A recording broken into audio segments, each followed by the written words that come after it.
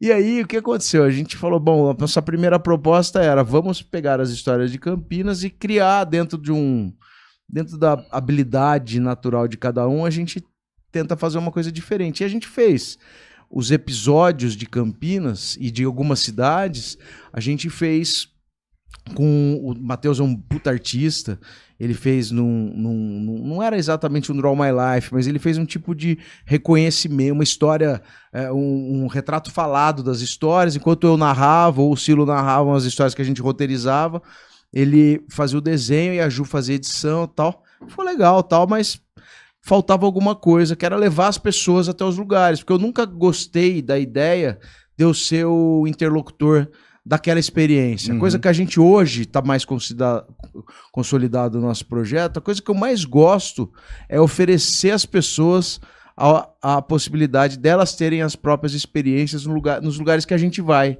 Isso não faz muito sentido para mim. Eu ir contar para vocês o que eu acho legal levar vocês. Sim. Claro, tem gente que tá satisfeita com a minha história. Não preciso ir até o cemitério. Não me sinto bem, tá ótimo, não tem problema nenhum.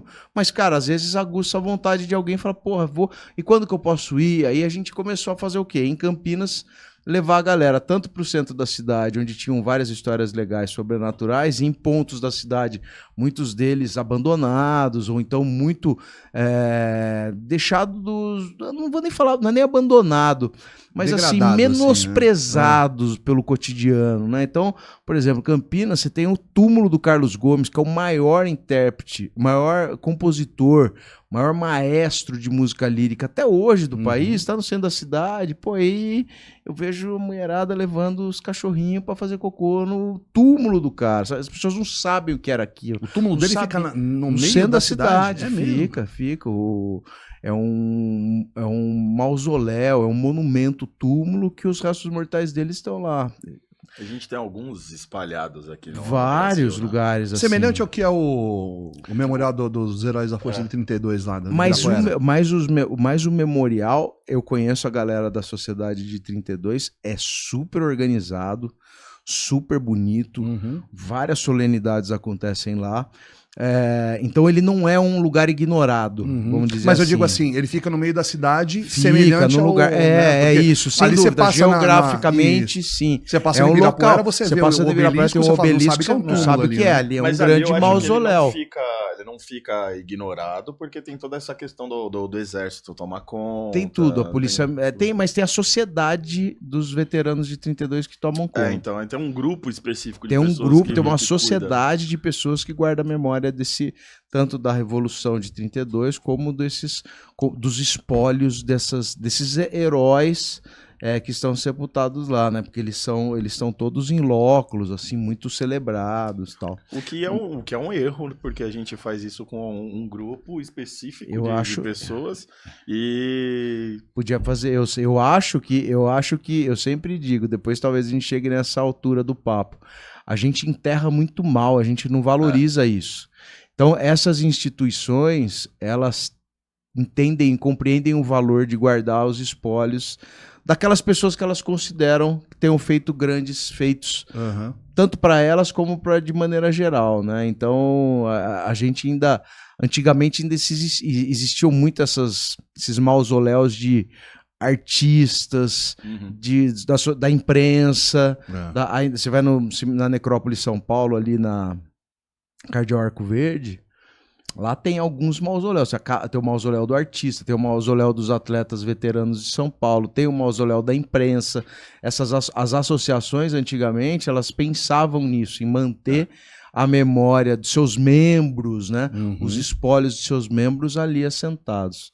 Mas lá em Campinas, então, a gente fez o quê? Aí a gente fez esse passeio, começou e desde o primeiro passeio foi uma loucura. A gente não imaginava que tanta gente se interessaria por isso. O primeiro passeio que a gente fez, e eu não tenho formação nenhuma em turismo, foi meio caótico, todo mundo de carro, virou uma coisa, agora nós vamos não sei onde, e é todo mundo... CVC em Campinas. Não fizemos. Aí depois a gente aprendeu como faz, né, a importância dos guias de turismo nesse processo, enfim. Bom, essas pessoas foram chegando no projeto, esses guias... A gente hoje em Campinas está super bem, lá a gente faz assim... A gente faz os passeios que nós precisamos da habilitação dos guias de turismo, a gente faz todos com guias de turismo. Certo. Tanto em São Paulo, como em Santos, como em Campinas. Então, onde a gente vai, esses que a gente circula pela cidade.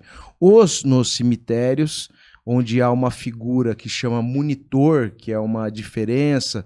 Então, a gente faz essas experiências em lugares circunscritos, não tem trânsito, não tem embarque, tem uma série de características. Lá o Ministério do Turismo, ele disciplina a habilitação do guia de turismo para ver quais são, e tem 2 exceções só, o monitor e o condutor em área de reserva. São as 2 figuras que você tem. Mas eles também são super restritos, então esses não é qualquer coisa que a gente pode fazer sem o acompanhamento do guia. Aliás, o contrário. Quase todas a gente precisa de acompanhamento de um guia de turismo com cadastro. E é o que a gente faz aqui, é o que a gente faz em Campinas, enfim, em outras cidades. Principalmente esses que a gente circula pelo centro. Aqui em São Paulo a gente tem a curadoria turística, inclusive do Reconheça São Paulo, que é um braço de um projeto de uma grande agência de turismo daqui.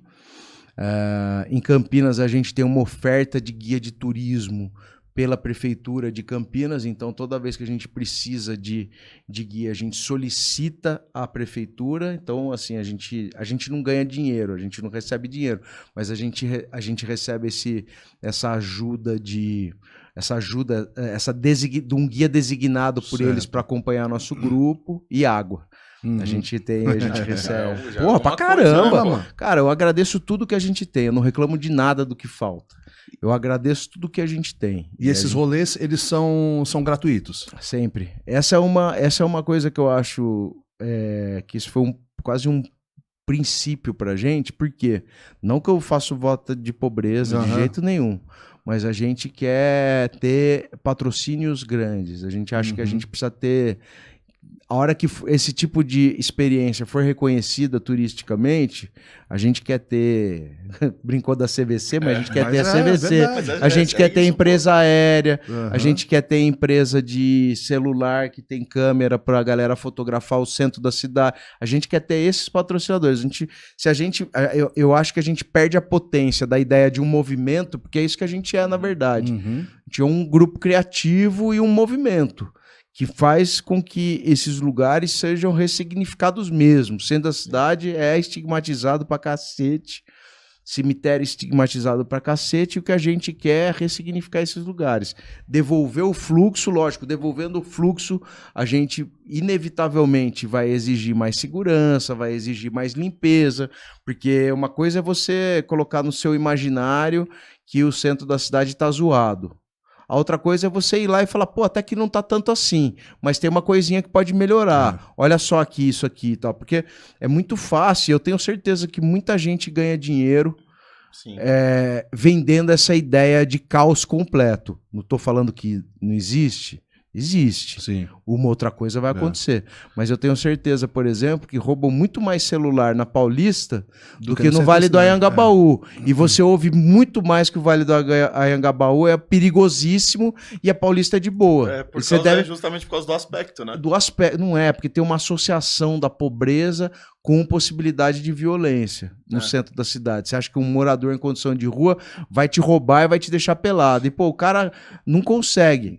Tem as gangues lá do... Tem as gangues do Brás especial... Que aí gangue é diferente. Isso. É o cara que é um grupo especializado que tem uma organização que recebe receptação de celular. Né? Não é um cara que tá, porra... O Zé Mané que tá ali tomando celular. Porra, velho, tomando um goró, fudido da vida, às vezes por uma desilusão, às vezes por ter sido abandonado, às vezes por ter se entregue mesmo a droga, bebida. Cada um tem uma razão de estar lá. Mas são pessoas que são invisibilizadas e aí isso gera uma ideia de violência, de medo, que é isso que a gente quer mudar, assim.